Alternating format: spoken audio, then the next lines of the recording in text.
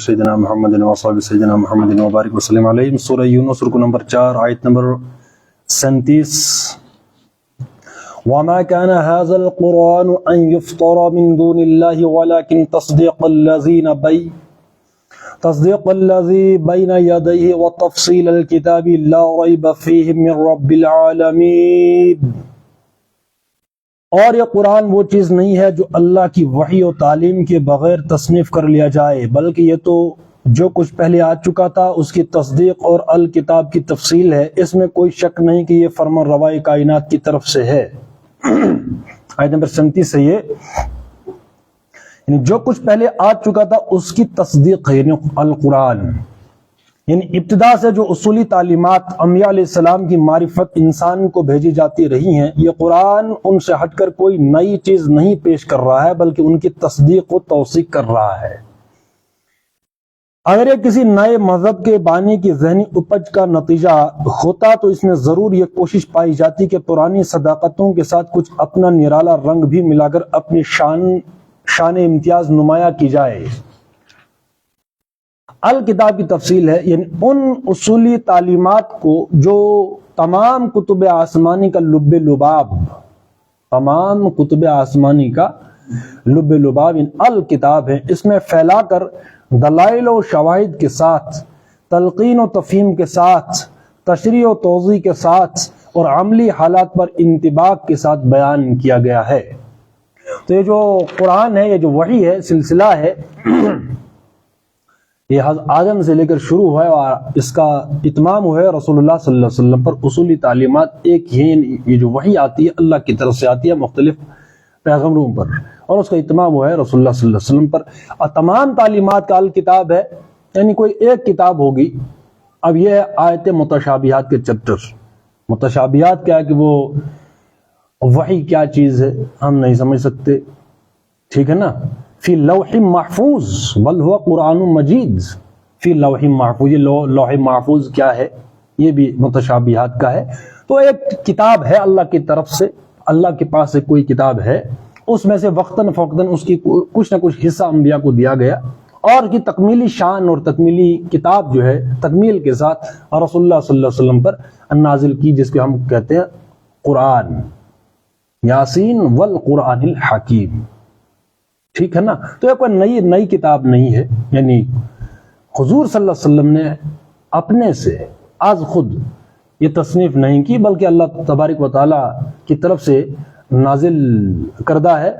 اور اس کا سلسلہ شروع ہوا ہے پہلے پیغمبر سے، نازل آدم سے.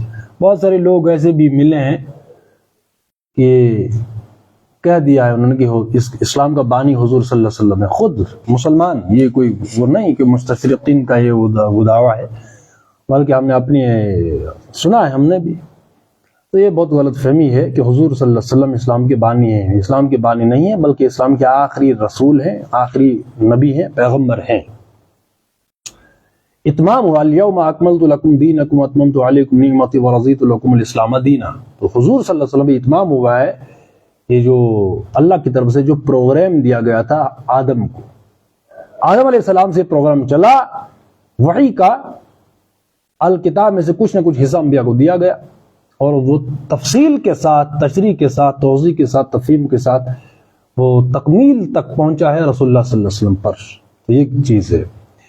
تصدیق کرتی ہے جو انبیاء، پچھلے انبیاء پر کچھ نہ کچھ اللہ کی طرف سے ہدایت آئی ہے، ہدایات آئی، ان ہدایات کی تصدیق کرتے ہیں، وہ بھی اللہ کی طرف سے، اللہ کی جانب. البتہ اس میں جو ہے وہ کرپشن ہوئی ان کتابوں میں، جیسے تورات ہے، انجیل ہے، وہ کتابیں گم ہو گئی ہیں اتھل پتھل میں جو زمانے کی رہی ہے. البتہ وہ جو کتابیں تھیں، تورات ہے، انجیل ہے، زبور ہے، جو بھی صحف ابراہیم و موسیٰ، قرآن میں یہ بھی آیتیں آتی ہیں، البتہ وہ جو ہے وہ محفوظ رہی یا نہ رہی وہ الگ باب ہے. تو قرآن ان سب کی تصدیق کرتا ہے کہ ہاں وہ بھی اللہ کی طرف سے. تو الکتاب کتاب ایک ہی ہے، اس کا مختلف اجزاء، یوں سمجھ لیجئے کہ اس وقت کی جو قوم ہے اس کا جو انٹلیکچوئل لیول تھا، جو بھی لیول تھا، اس لیول کے تحت ان کو کچھ نہ کچھ ہدایات دی گئی ہیں اس الکتاب میں سے. اب آخری کتاب جو ہے وہ قرآن ہے، اور یہ قرآن وہ چیز نہیں ہے جو اللہ کی وحی و تعلیم کے بغیر تصنیف کر لیا جائے، بلکہ یہ تو جو کچھ پہلے آ چکا تھا اس کی تصدیق اور الکتاب کی تفصیل ہے. الکتاب کی تفصیل، یعنی اللہ کے ہاں جو کتاب ہے اصل میں اللہ نے پیغام دیا کس کے پاس؟ جبریل امین علیہ السلام. جبریل امین نے کہاں پہنچایا؟ رسول اللہ صلی اللہ علیہ وسلم پر. تو جہاں سے وہ لا رہے ہیں وہ الکتاب ہے، اصل کتاب تو وہی ہے، ٹھیک ہے نا. اس لیے ہم یہ کہہ رہے ہیں کہ اللہ نے ایک ہی کتاب نازل کی ہے اور وہ ہے قرآن. بس اس کو ہم سلیبس بنائیں سورۃ الفاتحہ سے لے کر اور والناس تک. اپنا اس کا انتخاب، قرآن کا بھی انتخاب اب کریں گے. اس کا مطلب جو آپ نے چھوڑ دیا وہ ہے سچ کوئی امپورٹنٹ نہیں ہے، کوئی امپورٹنس نہیں رکھتا. قرآن سلیبس ہونا چاہیے ہر تنظیم کا. جو بھی تنظیم بنائے سلیبس کیا ہے؟ قرآن ہے، الحمد سے لے کر اور آخر تک.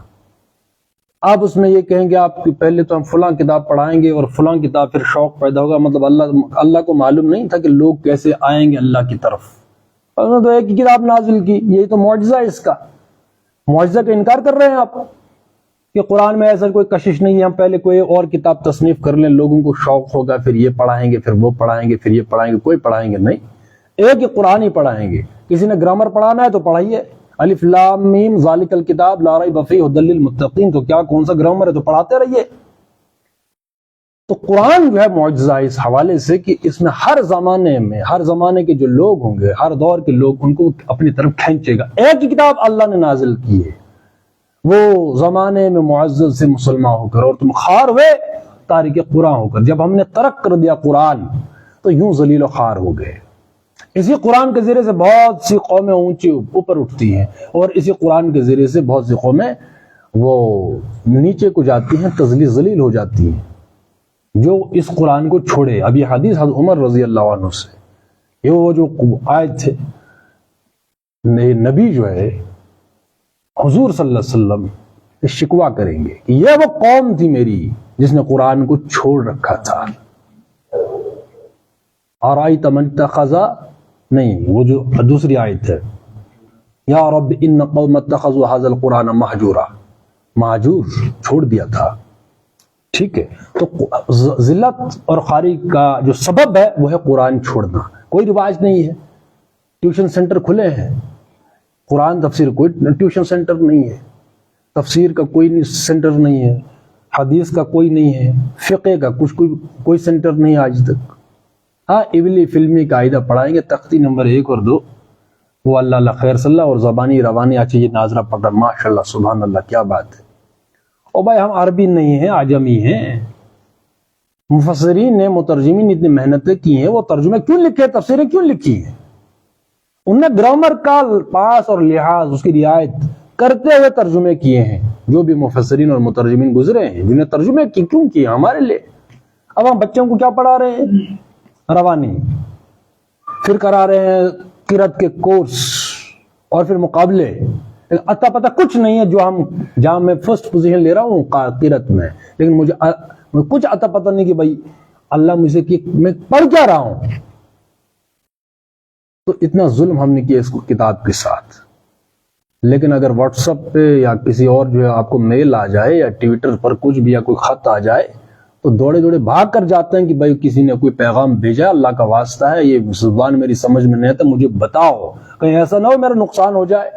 کسی نے کوئی پیغام بھیجا ہے نا، بہت امپورٹنٹ ہے، اس کے لیے ہم کچھ بھی کریں گے. لیکن قرآن اللہ کی کتاب ہے. ہم نے کیا کرنا ہے زندگی میں؟ زندگی کیا ہے؟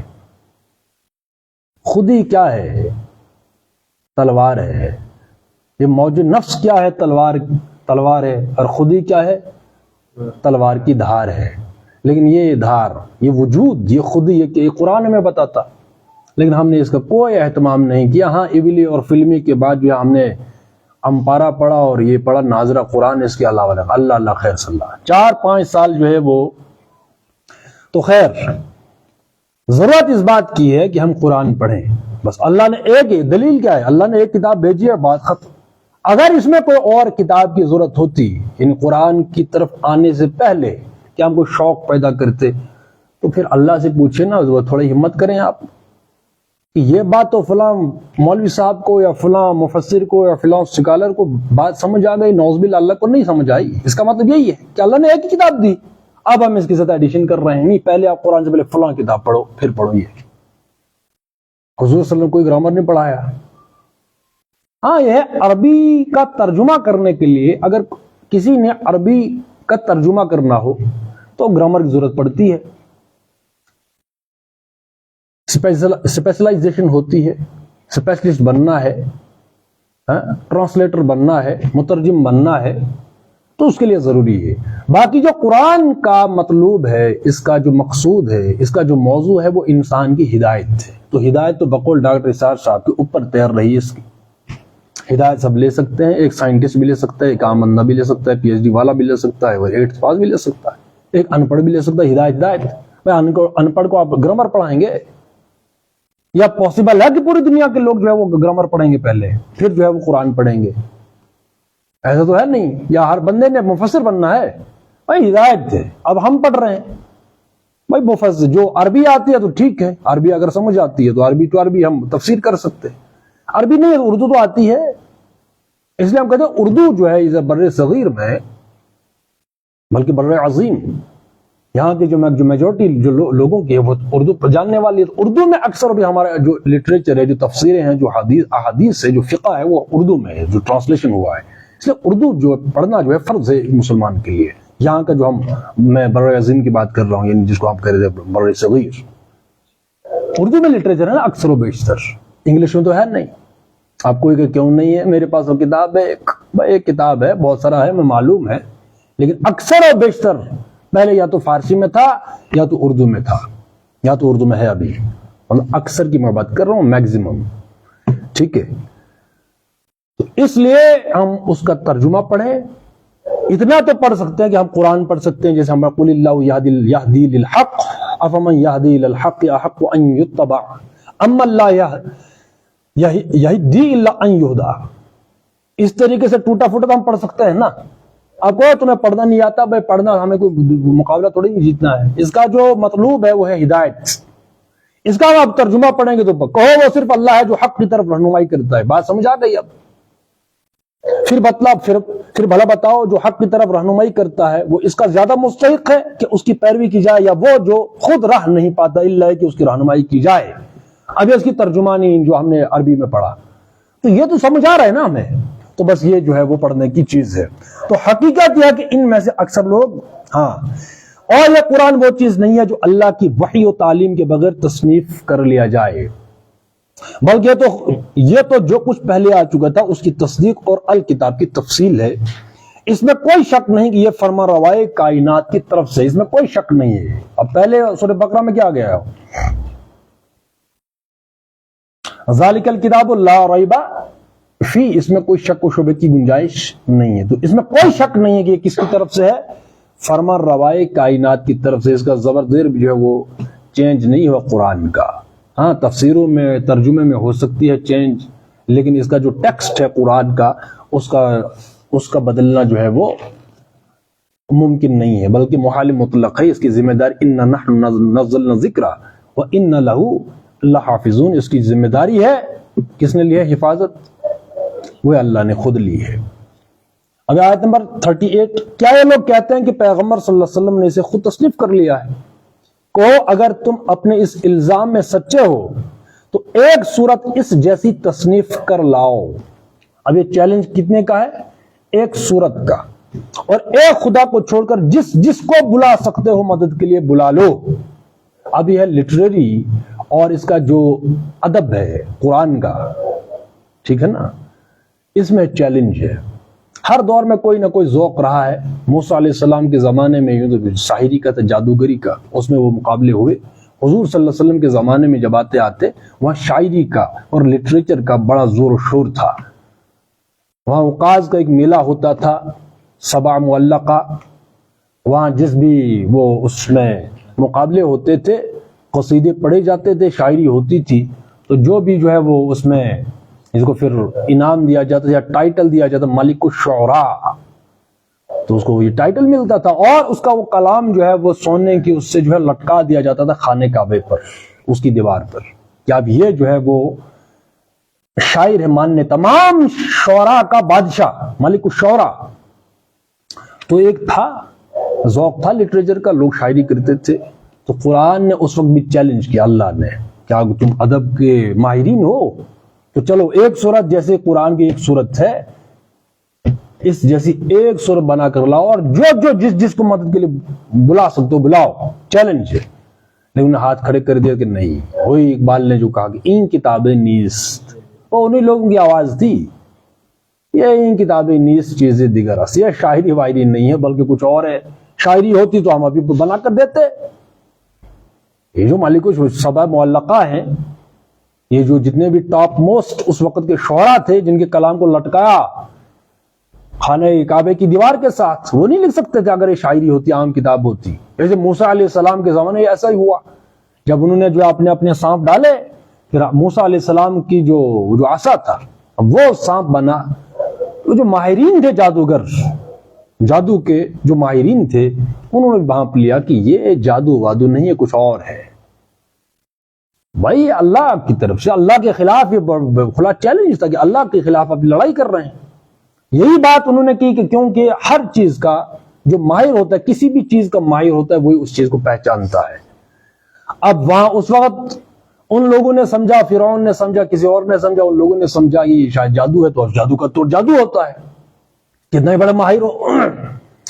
اسی طریقے سے حضور صلی اللہ علیہ وسلم زمانے میں انہوں نے سمجھا شاعری وائری ہے، تو چلو ہم شاعر لاتے ہیں وغیرہ، تو کیا چیلنج، تو انہوں نے وہی کہا کہ این کتاب یہ شاعری نہیں، کیونکہ شاعری کو شاعری سمجھ سکتا ہے، سائنس کو تو سائنس والا ہی سمجھ سکتا ہے۔ کوئی تھیوری پیش کرتا ہے، آئنسٹین آیا، اس سے پہلے نیوٹن تھا، بعد کے لوگ تھے، تو فزکس کو جن نے کام کیا تو وہی سمجھ سکتے ہیں۔ تو ہر چیز کا جو ماہر ہوتا ہے وہ اس چیز کو بخوبی جانتا ہے۔ تو جادوگر نے سمجھ لیا کہ جادو وادو نہیں ہے، اسی طریقے سے ان شعراء نے سمجھ لیا کہ نہیں، یہ شاعری وائری نہیں، یہ کتابیں نیست، یہ شاعری نہیں ہے، چیزیں دیگر است، یہ کچھ اور شے ہے۔ تو اس میں وہ مات کھا گئی۔ اللہ نے کیا کہا، اگر تم اپنے اس الزام میں سچے ہو، اب دیکھو تو ایک صورت اس جیسی تصنیف کر لاؤ۔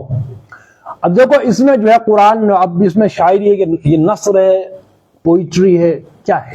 اب یہ بھی معجزہ ہے۔ نثر یا تو نثر پروز ہے، پروز خالص، یا تو لٹریچر جس کو ہم کہتے ہیں۔ ہر چیز پروز نہیں، مطلب جو بھی لکھتے ہیں اخباروں میں آتا ہے تو وہ کوئی لٹریچر نہیں ہے، یا سائنس کی موضوعات اس کو لٹریچر نہیں کہہ سکتے، لیکن قرآن میں تو یہ سب جو گتھم گتھا، ہر چیز جو ہے وہ گتھی ہوئی ہے، ہر چیز یہاں پروز کا سٹائل بھی ہے، شاعری کا بھی، اچھا جو ٹیکنیک ہوتی ہے جدید، اب غزل کا سا انداز ہے، مرثیے کا سا انداز ہوتا ہے، اچھا جو نظم ہے، آزاد نظم ہے، پابند نظم ہے، یہ ساری چیزیں، فری ورس اور بلینک ورس، اس جیسا انداز بھی قرآن میں ملتا ہے۔ اب دیکھو الرحمن علم القرآن خلق الانسان علمہ البیان، اب یہ کیا ہے؟ سورہ بقرہ ہے، پورا پروز کی شکل میں ہے۔ والتین والزیتون وطور سینین وہذا البلد الامین، تو یہ قرآن کا ہے معجزہ، کہ نہ اس کو ہم پروز کہہ سکتے، نہ پوئٹری کہہ سکتے، نہ شاعری کا انداز ہے، نہ نظم کا انداز ہے، نہ نثر کا ہے، یہ ساری چیزیں اس کے اندر جو ہے حسن اور خوبصورتی کیا ہے کہ اس کے اندر یہ ساری چیزیں موجود ہیں جس کی طرف انسان لپکتا ہے، واہ واہ کیا شاعری، کیا کلام ہے آپ کا، موزوں کلام ہے، پوری بحر میں ہے، پورے وزن میں ہے۔ تو قرآن جو ہے اس کا شاہکار ہے، شاہکار لٹریچر کا، اگر کوئی اس میں جو اگر مقابلہ کرنا ہو تو اس لیے انہوں نے کہا کہ یہ کتاب ہم مقابلے نہیں کر سکتے۔ کیوں؟ کتاب کیا ہے؟ چیزیں دیگر است۔ اس میں اب یہ جو ہے وہ تبدیلی وغیرہ بھی آتی ہے، تو اقبال نے کیا کہا ہے؟ علامہ اقبال نے کہ حرف عرا ریب نہیں، اس میں کوئی تبدیلی وغیرہ کچھ بھی نہیں۔ اس کے بعد تعبیر کا کوئی مسئلہ ہے، شرمندہ تعبیر ابھی نہیں، ٹھیک ہے نا؟ تو یہ اس تبدیلی جو اقبال نے کہا کہ نہیں، اس کی وجہ ہے کہ وہی آیت انا نحن نزلنا الذکر وانا لہ لحافظون، یہ قرآن میں اللہ نے اس کی حفاظت کا ذمہ جو ہے خود لیا ہے۔ تو اللہ نے چیلنج جب بلاؤ جس کو بلانا ہے، تو عام طور پر لوگ سمجھتے ہیں کہ یہ چیلنج محض قرآن کی فصاحت اور بلاغت جو ہے نا، فصاحت اور بلاغت، اس کی وجہ سے تھی اور اس کی ادبی خوبیوں کے لحاظ سے تھا۔ عام لوگ یہی سمجھتے ہیں لٹریچر ہے ہر اعتبار سے۔ اب سائنسی موضوعات کس نے اس میں کوئی غلط ثابت کر کے دیا؟ آج تک نہیں کیا، بلکہ جو بھی نئی تھیری وجود میں آئی وہ پہلے سے اس میں. اب ظاہر سی بات ہے, اب یہ بھی کوئی کہے کہ بھائی جب بھی سائنس آتی ہے تم کہتے ہو یہ قرآن میں ہے, تمہیں آج تک نہیں پتا تو اس کو پتا تھا. اب یہ ہے, اب اسے میں نے پہلے کہا جو سائنٹسٹ ہوتا ہے وہ انسان ہوتا ہے, اس وقت مذہب سے کوئی واسطہ نہیں ہے. وہ غیر مسلم بھی ہو سکتا ہے, مسلمان بھی ہو سکتا ہے. بھائی جو ریسرچ کرے گا اس کائنات کو کھولے گا تو اسے کوئی نہ کوئی چیز وہ ہاتھ آئے گی. اس کو کیا تعلق ہے اسلام کے ساتھ یا کسی اور مذہب کے ساتھ؟ سائنٹسٹ ہوتا ہے. ہاں اگر وہ جو ہے کسی سائنٹسٹ نے کوئی تھیوری پیش کی, اس کائنات کو کھنگالا, تو سائنٹسٹ کیا کرے گا؟ اس کائنات کو ہی کھنگالے گا نا. ایک ہوتا ہے فلسفہ صحیح غلط ہو سکتا ہے. بھائی یہ جو ہے آپ اس میں فلسفے کیا بکواس ہے یہ. ایک بندہ وہ ہے جو کائنات میں سے کچھ چیزیں وہ دریافت کرتا ہے, کوئی چیز دریافت آسمان کی دنیا میں, زمین میں. اب ہم قرآن پڑھ رہے ہیں تو کہیں آیت جو اٹک گئی یا کسی کو یاد کی زبانی, تو یہ تو ابھی جو ہے وہ اب مشہور ہوا, کسی سائنٹسٹ نے یا کسی انسان نے یہ کہا کہ بھئی میں نے یہ دریافت کر لیا, تو یہ تو ملتا جلتا ہے قرآن کے ساتھ. تو اس طریقے سے قرآن کی جو حقانیت ہے, ٹھیک ہے نا, وہ جو آیت ہے سنوریہم آیاتنا فی الآفاق, کہ ہم آفاق میں کچھ نشانی آپ کو دکھائیں گے. تو اگر کسی نے اس نشانی کی طرف رہنمائی کی یا اس کو دریافت کیا, وہ نشانی ہمیں قرآن میں مل گئی, تو میں سائنٹسٹ نہیں تھا, یا میری ایک ہوتا ہے کھوج کرنا, ہم نے کوئی سائنسی علوم یا سائنسی آیات قرآن میں پڑھی تو ایک پوری ٹیم ہم نے لگا دی اس پر کہ بھائی چلو اس کی دریافت کرو.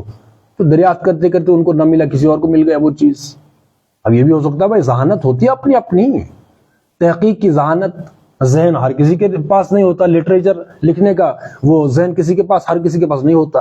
تو اس طریقے سے جو ہے اگر کوئی نشاندہی کرے کہ زمین میں یا کائنات میں, یونیورس میں یہ چیز جو ہے دریافت ہو گئی, قرآن کی کوئی آیت ویسی ہوگی, ٹھیک, تو اس طریقے سے جو ہے وہ اس نے ہیلپ کر دیا. اصلی تفسیر وہ ہوگی پھر اس آیت کی, کس کی؟ وہ جو جس انسان نے دریافت کیا کسی بھی چیز کو اس دنیا میں, ٹھیک ہے نا, اصلی تفسیر اس کی کہلائے گی. اس سے پہلے اس آیت کی جو تشریح کی ہوگی وہ منسوخ سمجھی جائے گی. تشریح اس وقت کے لیے وہ صحیح تھی, کیونکہ ابھی تک جو کوئی تجربہ ہمارے پاس نہیں آیا تھا کہ اس آیت کا اصل مطلب یہ ہے.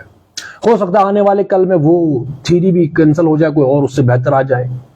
اب یہ قیاس بھی ہے, ایک محنت بھی ہے, لیکن اصل وہ ہوتا ہے یعنی داد دینے کے قابل کہ جو کسی چیز کی شروعات کرے.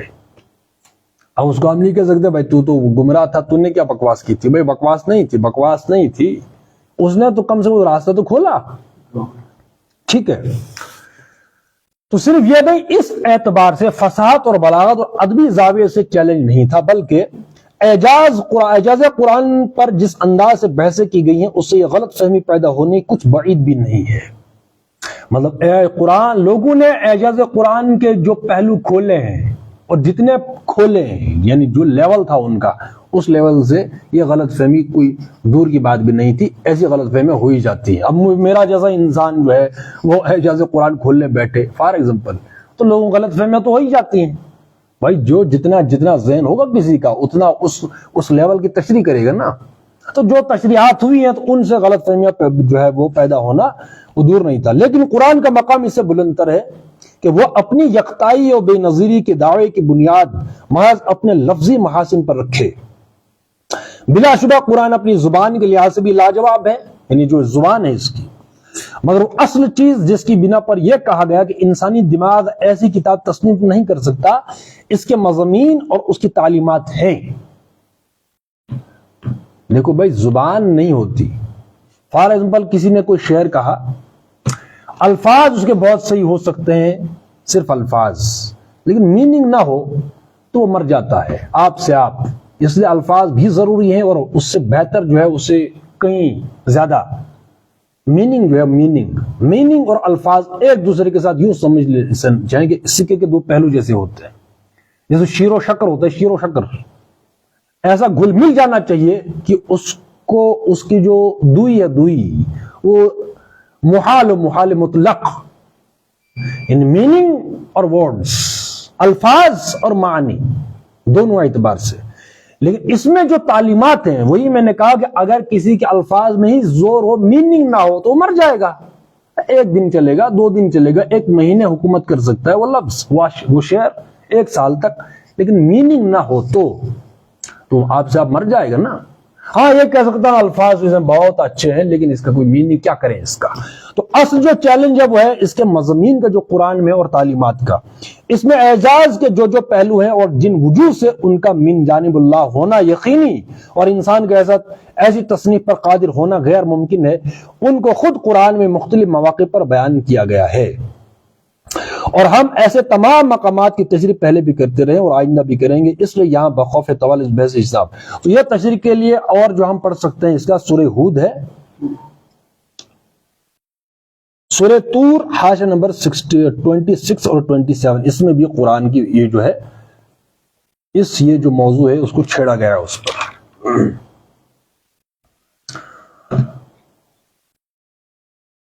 اور یہ قرآن وہ چیز نہیں ہے جو اللہ کی وحی و تعلیم کے بغیر تصنیف کر لیا جائے، بلکہ یہ تو جو کچھ پہلے آ چکا تھا اس کی تصدیق اور الکتاب کی تفصیل ہے. اس میں کوئی شک نہیں کہ یہ فرمانروائی کائنات کی طرف سے ہے. ٹھیک ہے. اب یہ جو ہے ڈاکٹر اسحاق صاحب کی جو تفسیر ہے بیان القرآن، اس کی جو پہلی جلد ہے اس کا پہلا چیپٹر ہے تعارف قرآن کے ضمن میں. تعارف قرآن اچھا خاصا ایک تھیسس ہے وہ کہ قرآن کیا ہے، قرآن کیسے نازل ہوا. پوری جو ہے یوں سمجھے کہ اس کی ایپسٹیمولوجی پر ہے وہ قرآن کے بارے میں. وہ بہت ہی اہم ریسرچ ہے، بہت ہی اہم وہ کتاب ہے. کم سے کم 170 سے زائد پیج ہیں، 176 ہیں کہ کتنے ہیں وہ پیجز ہیں اس کے. تعارف قرآن صرف قرآن کے ضمن قرآن ہے کیا، اس کو پڑھنا مجھے سمجھتا کہ ہر مسلمان کے لیے ضروری ہے کہ قرآن ہے کیا. قرآن کا تعارف کم سے کم قرآن پڑھنے سے پہلے تو یہ ہمیں معلوم ہونا کہ قرآن ہے کیا، کیسے اترا، کیسے نازل ہوا، قرآن وحی کی اقسام کتنی ہیں. اس یہ جو پارے ہیں عام طور پر لوگ تو پاروں سے واقف ہیں. یہ پارے کب کی تقسیم ہے، سورت کا مطلب کیا، آیت کیسے بنی. اچھا مدنی قرآن ہے اور مکی قرآن ہے. ٹھیک ہے. ایک ہے نزولی ترتیب، جیسے قرآن نازل ہوا، ترتیب نزولی اور ترتیب مصحف. یہ کیا چیز ہے؟ جو ترتیب میرے آپ کے پاس ہے اس وقت، سورہ فاتحہ، سورہ بقرہ، سورہ آل عمران، نساء، مائدہ، کیا جب قرآن نازل ہو رہا تھا اس وقت بھی یہ ترتیب تھی؟ اور جو ہے وہ لوح محفوظ، اس میں کون سی ترتیب ہے اور ہمارے پاس کون سی ترتیب ہے؟ ٹھیک ہے نا. یہ توقیفی کا ایک اصطلاح ہے. ترتیب جو ترتیب ہے ہمارے پاس یہ توقیفی، یعنی حضور صلی اللہ علیہ وسلم کے کہنے پر میرے پاس یہ جو ترتیب ہے، جس ترتیب کے ساتھ یہ ترتیب جو ہم کہتے ہیں نزول، یہ مصحف، یہ حضور صلی اللہ علیہ وسلم کہنے پر ہے. کیوں ہے، کیسے ہے، یہ ساری کی ساری جو بحث ہے یہ اس میں ہے. بیان القرآن کی پہلی جلد ہے تعارف قرآن، اس کا جو عنوان ہے تعارف قرآن، تو وہ ضرور ہے اس کو پڑھیں. اقبال کا ایک چیپٹر وہاں ہے ڈاکٹر اسحاق صاحب نے، علامہ اقبال نے جو کچھ کہا ہے قرآن کے بارے میں.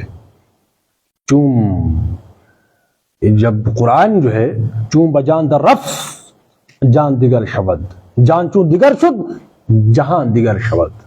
یہ قرآن میں اتنی تاثیر جب ایک انسان کے اندر میں سرایت کرتا ہے، اندر چلا جاتا ہے انسان کے وجود میں، تو انقلاب کی زد میں آتا ہے انسان کا وجود. اور جب انسان کا اندرون انقلاب کی زد میں آ جاتا ہے تو باہر کی دنیا آپ سے آپ جو ہے انقلاب کی زد میں آتی ہے. حرف اورا ریب نئے، تبدیل نئے، آیا شرمندہ تعبیر نئے.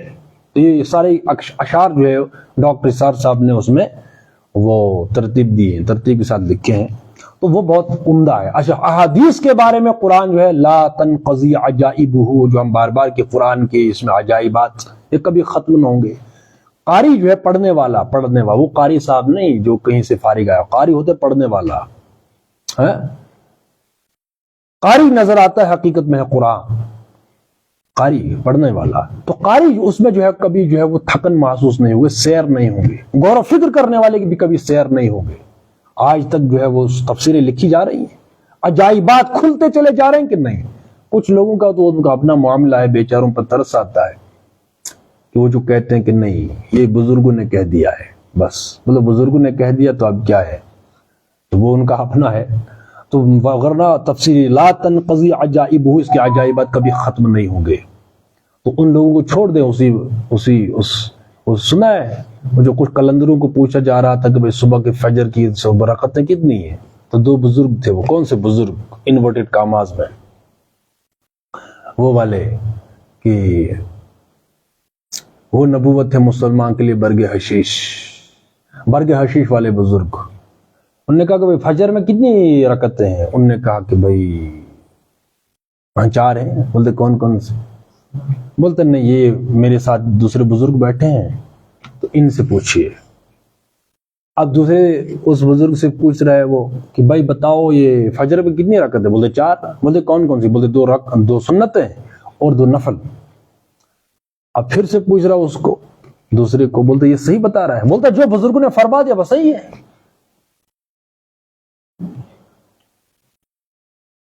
تو جو یہ لوگ کہتے ہیں کہ بھائی بزرگوں نے جو تفسیر لکھ دیا صحیح ہے، تو ان کو بھی تمہیں مبارک کی والی، ان کو وہ والا وہ میم دکھا لیجیے. میم نہیں ہے، یہ حقیقت ہے. وہ والا کلپ کہ تم بھی تھوڑا اس میں جو ہے معزوز ہو، یہ دیکھو کہ بزرگوں نے کیا کہہ دیا. بولتا ہے جو 2 رکعتیں فرض نفل ہیں، 2 سنتیں، بزرگوں کہہ دیا، بات ختم، یہی صحیح ہے. تو قرآن کے عجائبات ختم نہیں ہوں گے بھائی. ہر دور کا ایک نالج ہوتا ہے، اپسٹیم ہوتی ہے، ایک لیول ہوتا ہے علم کا. اس لیول کے حساب سے قرآن کی تشریح ہو سکتی ہے. آنے والا دور یا آنے والا کوئی انسان جب غور و خوض کرتا ہے قرآن میں تو اس کے اور بھی اس کے پہلو جو کھلتے چلے جاتے ہیں اس وقت کے نالج کے اس لیول کے حساب سے. جو اس وقت جو سائنس کا ہے یا فلسفی ہے یا لٹریچر ہے، اس کا جتنا لیول کی میں بات کر رہا ہوں، جو لیول جس لیول پر آتا آ کر جو ہے. افاق کسی مفسر نے سائنس کی اے اور بی نہ پڑھی ہو، اب یہ اس کی والسماء والطارق کی کیا تفسیر کرے گا؟ ایسٹرو فزکس کیسے کھولے گا وہ؟ چاند کی کیا تشریح کرے گا؟ یہ جو تیر کیوں نہیں رہے اور تیرے بلیک ہول کی کیا تشریح کرے گا؟ ایمبریو کی کیا کرے گا جسے سائنس نہ پڑھی ہو؟ ٹھیک ہے. زمین کی قرآن کہتا ہے کہ ہموار ہیں، یہ جو پہاڑ ہیں، یہ بھائی کائنات کی کتنی مثالیں دیتے ہیں قرآن. دن اور رات ہے، اس کا کیا چکر ہے؟ یہ چاند گھٹتا ہے بڑھتا ہے، سورج کی روشنی لیتا ہے، یہ جتنی بھی سائنس کے موضوعات ہیں. تو جس بیچارے نے میری طرح سائنس نہ پڑھی ہو وہ پھر تفسیر لکھنے بیٹھے گا اور اس کو یہ بزرگ نے فرما دیا ہے. اچھا کبھی کبھی کہتے تھے اللہ ماں کے پیٹ میں کیا کوئی نہیں جانتا، تو مفسرین نے لکھ دیا یا کسی نے لکھا ہو.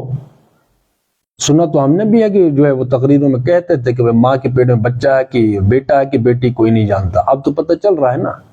اب کس کی غلطی ہے؟ قرآن کی غلطی ہے کہ اس صاحب کی غلطی ہے جس نے یہ کہا؟ تو یہی ہم کہہ رہے ہیں کہ وہ بزرگ اس نے جو فرمایا وہ اس وقت کے لیے صحیح تھا جبکہ تجربہ نہیں ہوا تھا ماں کے پیٹ میں کیا ہے. اس وقت کے لیے صحیح تھا، بعد میں پتہ چلا کہ بھائی آیت کا مطلب یہ تھا ہی نہیں. تو اس لیے ہم یہ کہہ رہے ہیں کہ لا تنقضی، یہ جو حدیث ہے لا تنقضی عجائبہ، اس کے عجائبات ختم نہیں ہوگا. ہر دور میں قرآن کی نئی تشریح آئے گی، وہ ایتھنٹک. ٹھیک ہے. کچھ موضوعات وہ ہیں کہ جہاں ہمیں پیچھے لوٹنا، دوڑ پیچھے کی طرف ہے گردش ایام کہ حضور پیچھے کی طرف. صحابہ نے اس آیت کا مفہوم کیا سمجھا، اس حدیث کا مفہوم کیا سمجھا، یہاں تک کہ رسول اللہ صلی اللہ علیہ وسلم پہنچ جائے کہ حضور صلی اللہ علیہ وسلم نے کیا فرمایا، کیا عمل کیا. یہ کچھ آیتیں وہ ہوں گی، لیکن کچھ ہے خاص سائنس کی. ٹھیک ہے نا. انشاءاللہ اس سے آگے ہم پڑھیں گے کل. والعصر ان الانسان لفی خسر الا الذین آمنوا وعملوا الصالحات وتواصوا بالحق وتواصوا بالصبر.